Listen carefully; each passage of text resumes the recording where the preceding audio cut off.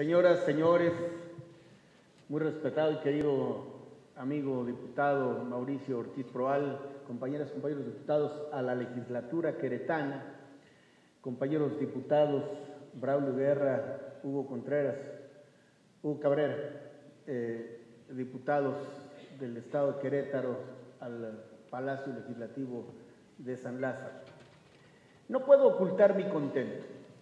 Estoy verdaderamente satisfecho después de advertir el contenido de este video, que en apretada síntesis ha dado cuenta de lo que ha hecho mucho y bueno la 63 legislatura de la Cámara de Diputados para honrar a un documento vivo que contiene principios, valores y proyecto de nación, que se mantiene vigente no solo desde el punto de vista formal, porque sus reformas y adiciones se han apegado al mecanismo que la propia Constitución establece, sino justamente porque su puesta al día, manteniendo las decisiones políticas fundamentales, lo mantiene como un documento apto, como un documento que hoy mismo constituye faro, guía, referente y destino para los mexicanos de ahora. Me da mucho gusto todo lo que ustedes y yo acabamos de apreciar, porque soy un convencido de que la satisfacción mayor cuando los seres humanos desplegamos banderas es la obra en común, el trabajo colectivo. Por eso quiero felicitar a mis amigos, los diputados Hugo Cabrera y Braulio Guerra, por su intervención, subrayadamente a Braulio Guerra, porque en este terreno él no solo es autor, es promotor y coordinador académico, y fue un incansable promotor de lo que podríamos llamar la cultura de la Constitución, que es mucho más que la cultura de la legalidad. Felicidades, Braulio.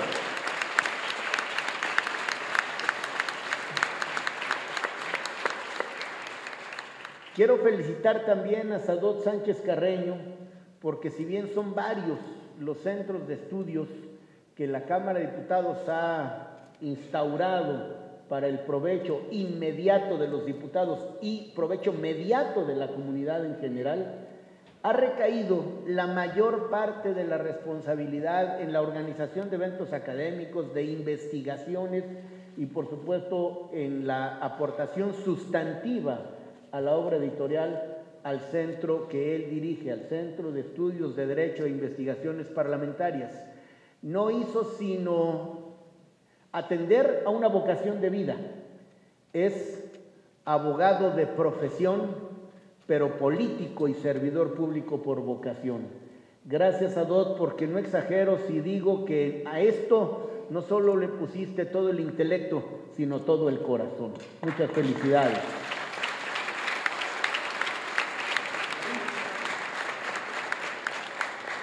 Y también hago un reconocimiento merecido a José Luis Camacho Vargas, que es el responsable del Consejo Editorial, porque ya imaginarán ustedes la serie de presiones para que no solo tuviéramos muchos, sino muy buenos libros.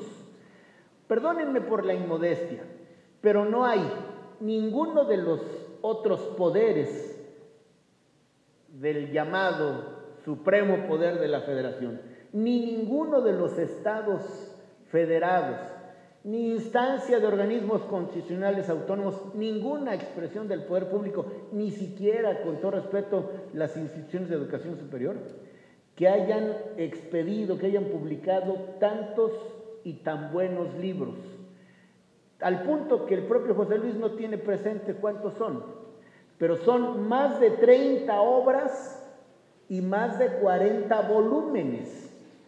Y creo yo que son parte del legado de esta legislatura a las generaciones venideras.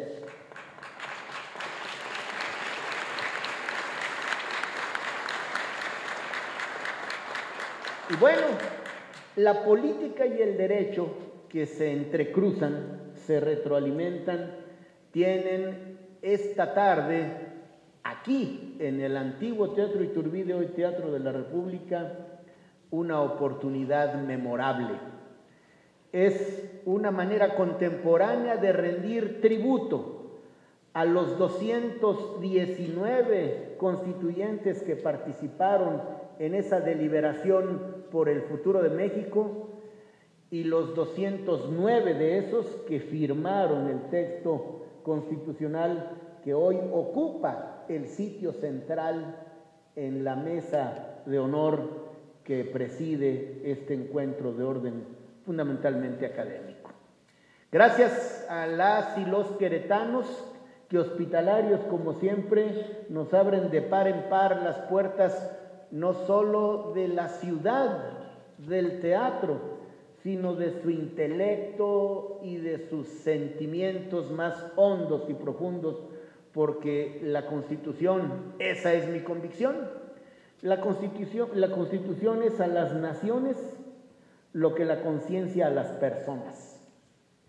Es mucho más que un texto jurídico, es el compendio de aspiraciones, es la síntesis en una expresión silogística, la conclusión de planteamientos dispares, a veces antagónicos, que merced a la buena disposición de los participantes se convierten en espacios de neutralidad partidaria, en elementos de coincidencia que acarrean compromisos que hay que honrar, no solo por razones políticas o jurídicas, sino considerándolas por la hombría de bien, deberes éticos.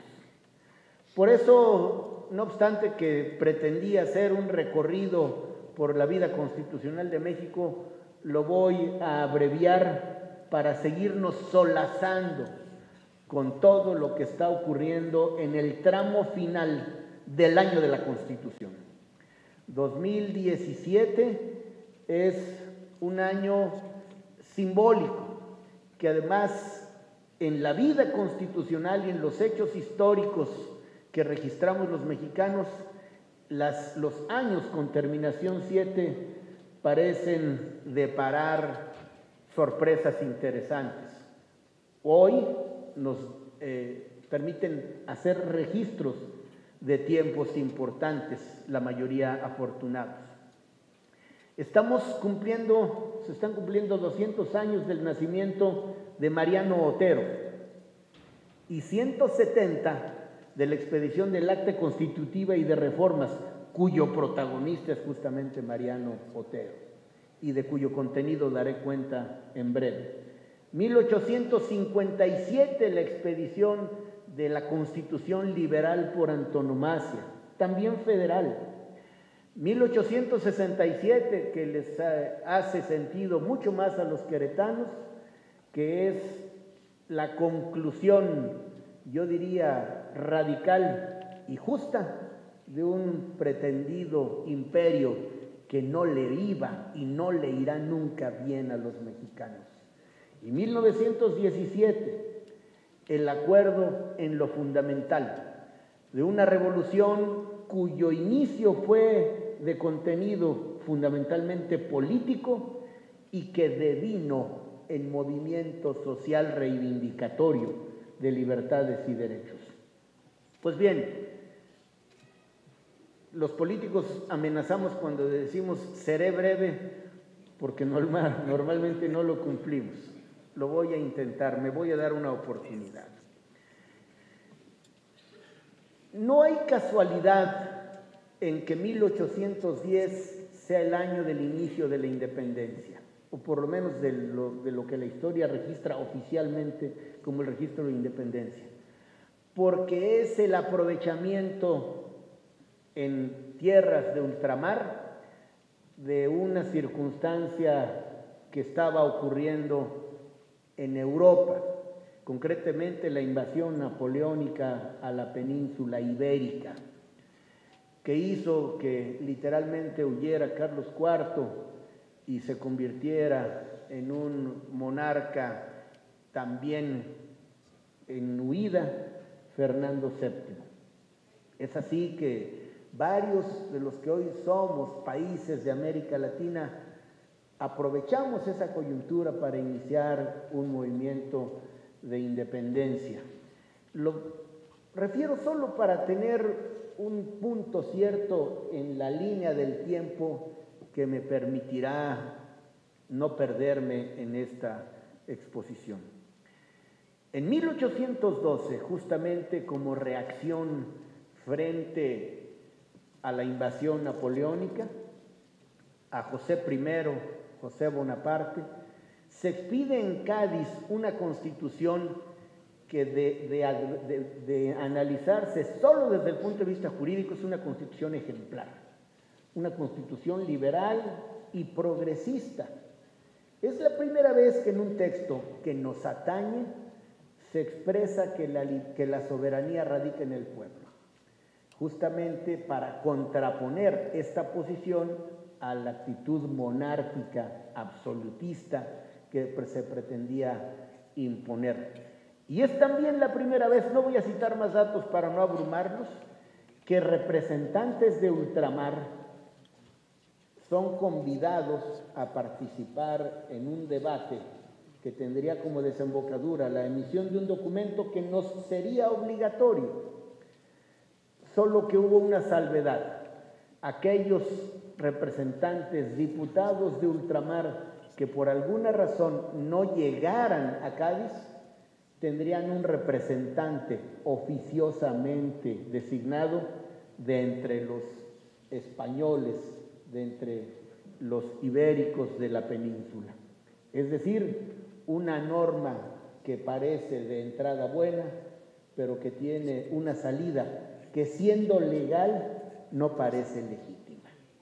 No obstante, la creación, el reconocimiento de las diputaciones provinciales, que de algún modo es el preludio de la constitución de los estados libres y soberanos de una nación germinal, de una nación por la que estaban luchando los nuevos mexicanos.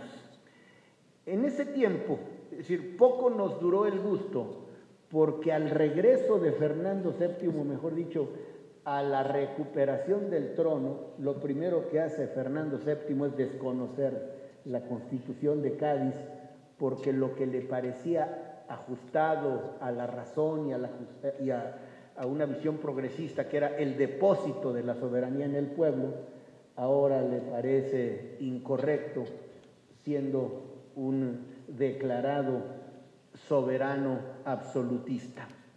Pero por supuesto que para la nueva nación sentó bases importantes, porque muchos de los preceptos de la Constitución de Cádiz siguen estando vigentes en el texto de Querétaro. Brevemente diré que en ese tiempo, en plena etapa insurgente, se expiden por el generalísimo Morelos los sentimientos de la nación, que acaban siendo, déjenme interpretarlo así, un credo laico, una expresión que entrelaza principios de orden jurídico de lo que serían contenidos típicamente constitucionales con postulados políticos, con expresiones axiológicas, es decir, valorativas, que le permiten a esa incipiente nación convertirse posteriormente en una república. Déjenme traer a cuento un texto de Guillermo Prieto que recoge el testimonio de Andrés Quintana Roo, y les pido licencia para narrarlo en una versión libre, casi diría caprichosa.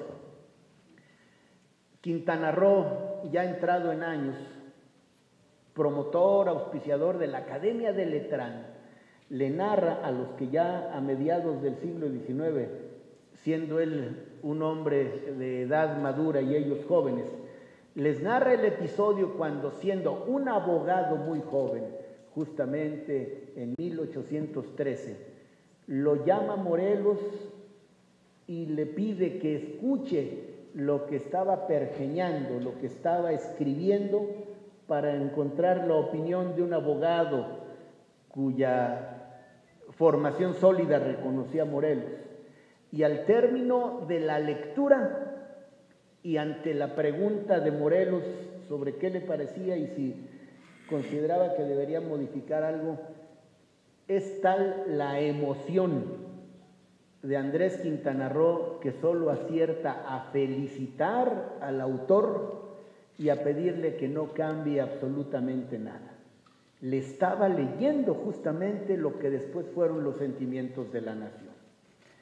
En consecuencia, siendo una declaración que es una mixtura, como dije, entre lo político, lo jurídico y lo ético, constituye en la vida o en el desarrollo del constitucionalismo mexicano un antes y un después para esta gran nación. Enseguida, la Constitución de Apatzingán, cuya vigencia algunos ponen en entredicho, dado que era un territorio no enorme el que estaba bajo la autoridad de los insurgentes, proclama la independencia de México, la soberanía popular, los derechos de igualdad, libertad, seguridad y propiedad para los ciudadanos. Y llamo su atención porque las llamadas garantías individuales en 1857, en 1917, son clasificadas exactamente con estos grandes rubros. Es decir, garantías de igualdad, de libertad, de seguridad y propiedad para los ciudadanos.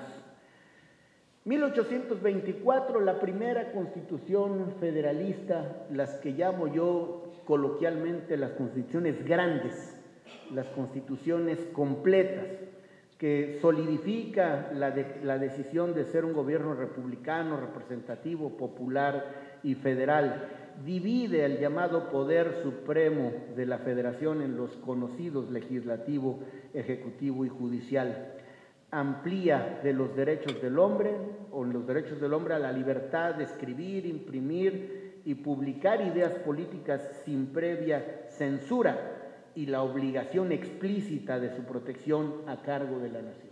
Es decir, no había un capítulo propiamente dicho de garantías individuales o su equivalente, pero estas se encontraban a lo largo y ancho del texto. Poder legislativo bicameral y ojo con esta institución que me sigue resultando interesante. Atribuciones a las legislaturas locales en el control constitucional. Es decir, evitar que en el ejercicio del poder legislativo federal, entonces no se había desarrollado el control judicial, las legislaturas locales pudieran hacer este ejercicio que atempera, que evita el rigor de lo que entonces, como ahora, no resulta sencillo capotear, que es el poder federal. Tiempo de inestabilidad, 1835, es decir, poco más de 10 años, y nueva reyerta entre centralistas y federalistas que dominó buena parte de la escena durante todas esas décadas. Estableció, no como llaman algunos un cuarto poder, sino un supremo poder, el supremo poder conservador que concentraba tanto poder que podía dejar sin efecto las decisiones de los tres poderes tradicionales. Alguien lo llama, es una suerte de control de constitucionalidad. Sí, aunque me parece peligroso porque el poder omnipotente siempre será una amenaza al poder democrático. Eliminan la soberanía de los estados, se crean los departamentos en lugar de los estados y se disuelven las legislaturas locales. Pero no obstante mantener el modelo de Estado unitario centralista, las bases orgánicas de 1843, es decir, apenas 7 años después, se crea, asunto interesante, un poder electoral. Y algo más, obviamente se elimina el supremo poder conservador como algo plausible, pero con pena, o mejor dicho, con preocupación, se adopta la pena de muerte y se prohíbe la libertad de imprenta. 1847, la reivindicación de la Constitución de 1824 con las decisiones políticas fundamentales, como las llama Carl Schmitt. Se conserva el sistema federal y ahora un nuevo modo de control de la constitucionalidad de las leyes locales. Faculta al Congreso para declarar nulas las leyes de los estados, justificando que estas, o si se justificara que estas leyes contravienen el pacto federal. Y la figura señera del juicio de amparo, que como tributo jurídico y político de la Constitución de Yucatán de 1840 se adopta en 1847. 1857, para tratar de irme más rápido, reconoce la soberanía popular con sus letras, desaparece el Senado, paradójicamente, una constitución federalista que no tiene Senado, establece el Estado laico. Este es un avance importante para su tiempo, después de que las anteriores reconocían la existencia de un Estado confesional. Promueve los derechos del hombre en su artículo 1, aunque olvidé decir que este precepto ya data de del Acta Constitutiva de Reformas de 1847. Se reduce la figura del veto para el Ejecutivo.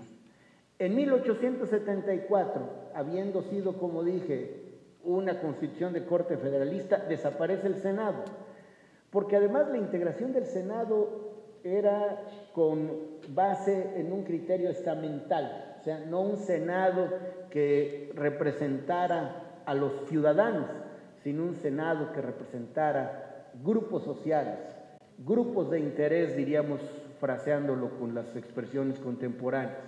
Se restablece el Senado con la figura importante, o mejor dicho, echando mano del argumento de que son la expresión, el Senado es la expresión del federalismo y que es útil para la democracia representativa tener cámara de revisión, es decir, la llamada genéricamente segunda cámara.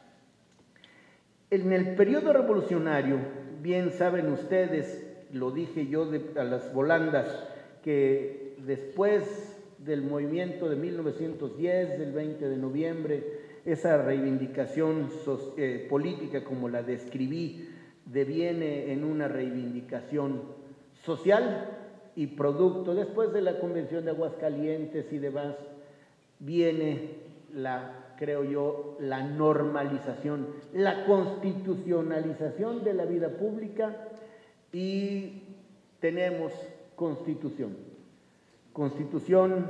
queretana, Constitución mexicana, que ratifica las decisiones centrales, una buena parte de las cuales proviene, como ya dije, de 1824, pero quizás lo destacable es la ampliación y consolidación del régimen de libertades y subrayadamente la consagración de los derechos sociales.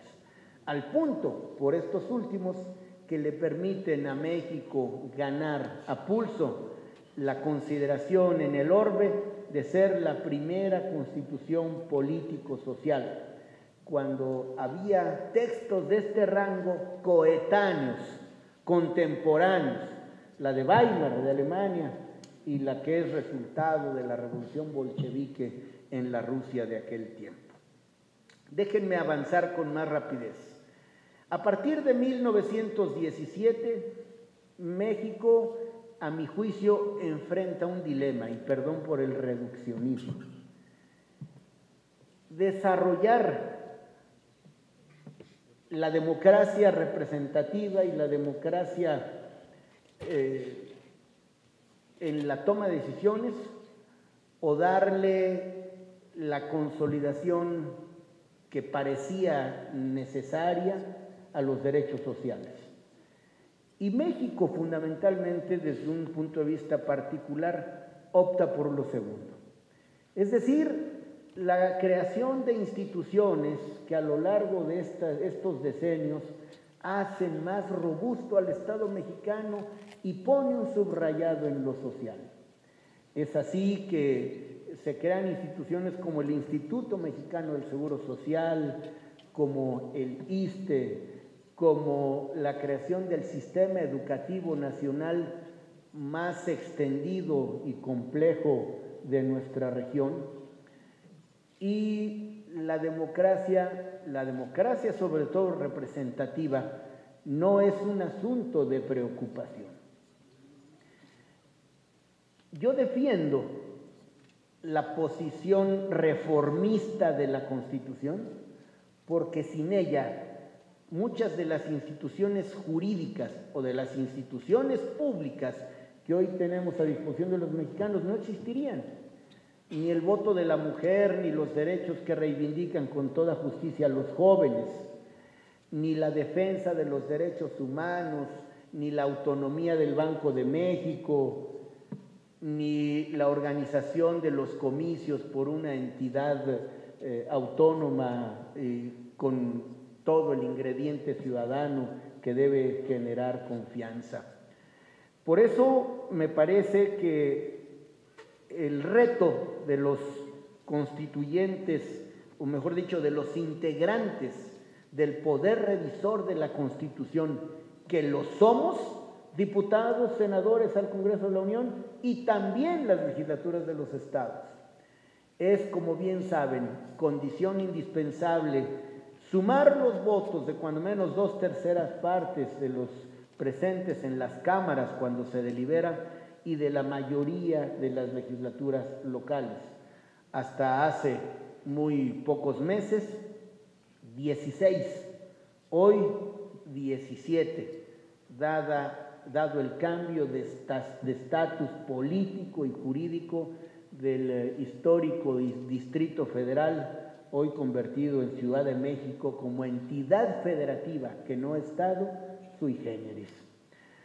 Por lo tanto, me parece que hay hitos constitucionales del siglo XX y en los inicios del siglo XXI. Y empezó en los 60 y después avanzó en los 70 la existencia de diputados que empezaron llamándose de partido y que evolucionó para ser de representación proporcional a efecto de consolidar no solo la colegialidad del Poder Legislativo, sino la pluralidad, que me parece digna de ser destacada. Lo comento porque también es lugar común afirmar o escuchar que se afirme que la pluralidad puede ser un elemento que dificulte la adopción de acuerdos. Yo creo que en un México plural y diverso, en un México en el que tenemos cabida todas y todos quienes pensamos como nuestra convicción nos lo dicta, y esto lo agrego yo, a condición de que cuando se trate del interés superior de la nación, tengamos la suficiente generosidad, el suficiente sentido de responsabilidad para poder construir acuerdos. Por eso me parece destacado que me parece destacable que de las 706 reformas que ha tenido la Constitución en 100 años, 321, Sadot me hace el favor de impedir la imprecisión de los datos, 321, es decir, casi la mitad hayan ocurrido en los últimos 20 años. 20 años, que es el tiempo en el que en la Cámara de Diputados, en 20, y en la Cámara de Senadores, en 17, ningún partido tiene mayoría. Es decir, la conclusión es que ha habido no solo actitud, sino aptitud para construir acuerdos. Y siendo un servidor, un franco y orgulloso militante de un partido político, es mi convicción y mi deber ético reconocer la disposición de otras fuerzas políticas para construir acuerdos. Entonces, para no perdernos, 321 de 706 han ocurrido en los últimos 20 años. Y de esas 321, 154 en el sexenio de Enrique Peña Nieto. Esto que hago, esto que afirmo, no es una apreciación subjetiva, no es un juicio de valor, es un dato. 154 de 321, es decir, la mitad, casi la mitad de las hechas en el tiempo de la pluralidad y casi la cuarta parte del total de las reformas que ha tenido la Constitución en 100 años. Esto dibuja de cuerpo entero a un político que ejerce su mandato con responsabilidad, con visión de futuro y con sentido histórico. Porque la historia hay que escribirla. Es decir, no solo hay que, como naturalmente ocurre, que las generaciones venideras registren lo que decidimos, sino cuando se deciden asuntos de esta entidad, de esta trascendencia, el tomador de decisiones debe hacerse cargo del alcance de lo que está promoviendo. El sentido de responsabilidad que va más allá de pretender congraciarse con algunos en la coyuntura, porque quien cae en esa tentación puede tener en el corto plazo incluso un aplauso fácil, pero haber faltado a su responsabilidad con la historia. Reformas como la energética, que hace a nuestra industria en esta materia más competitiva, con una mayor inversión y tecnología de punta, que generó transparencia en un sector que es especialmente difícil, que requiere una gran especialización, pero que hoy ha generado inversiones por más de 80,000 millones de dólares. Permite, como ya ha ocurrido, que haya la prestación de energía eléctrica para los hogares mucho más barata y que podamos hacer que la competitividad del país no solo nos permita competir, sino en la competencia ganar. La reforma educativa, que permitió la implementación de un nuevo modelo que asegura la autonomía de gestión, la inclusión, la equidad y una participación mucho más protagónica de actores y sectores de la sociedad, además de comprometerse con el ejercicio profesional del docente, que ha creado este programa que todos hemos escuchado y nos hemos acercado a él, Escuelas al 100, que ha beneficiado a 6 millones de alumnos con recursos superiores a los 50,000 millones de pesos. En fin, la necesidad de contar con escuelas que hagan que los educandos, nuestra mayor riqueza como sociedad contemporánea, puedan recibir este servicio básico del Estado en condiciones que les permitan no solo éxito profesional, sino realización personal. Una reforma como la de telecomunicaciones, que ha permitido la atracción de inversiones millonarias en infraestructura, que ha habilitado el aumento exponencial de usuarios de Internet, que haya permitido cuadruplicar el número de mexicanos que poseemos un celular, que haya eliminado el cobro de la tarifa de larga distancia nacional, en fin, que haya permitido la conectividad de banda ancha al menor costo de América Latina. Reforma en materia de competencia económica, reforma hacendaria, reforma político-electoral, reforma en materia de transparencia y rendición de cuentas, que me detengo un minuto para insistir en que un Estado democrático contemporáneo debe hacer de su gestión un ejercicio como si éste se viera en un escaparate. Es decir, la transparencia y la rendición de cuentas han impreso mayor calidad a la democracia. No basta entonces haber accedido al poder público por la vía democrática, se requiere ejercer el poder público con características democráticas. Y una de ellas es ajustarse a la ley y transparentar y rendir cuentas de lo que se hace. Y un sistema que ha estado en el ojo del huracán en los últimos años, que me parece indispensable en el México de hoy, el Sistema Nacional Anticorrupción. Es un flagelo que afecta a la sociedad en su conjunto, y lo digo haciéndome cargo de lo que afirmo, en donde la más grande de las responsabilidades recae en nosotros los servidores públicos. Es decir, es una actitud, un cambio cultural que hacemos votos porque se comparta por la población en su conjunto. Pero si hay un fragmento, una parte de la comunidad responsable, no solo de su diseño, de su implementación, sino de la vigilancia que se cumpla, es justamente el sector público. Un ordenamiento en materia de disciplina financiera que haga que los estados y los municipios, con respeto de la soberanía de los primeros y la libertad de los segundos, puedan evitar caer en un ejercicio de insolvencia o de irresponsabilidad financiera que los haga inviables desde el punto de vista del manejo de los recursos que los gobiernos administran, pero que nunca serán suyos, lo serán siempre de la comunidad. Ha habido reformas al amparo de la Constitución de nivel legal, es decir, de ámbito secundario, el Código de Procedimientos Penales, la materia laboral, otros asuntos relacionados con las finanzas públicas y una ley de amparo.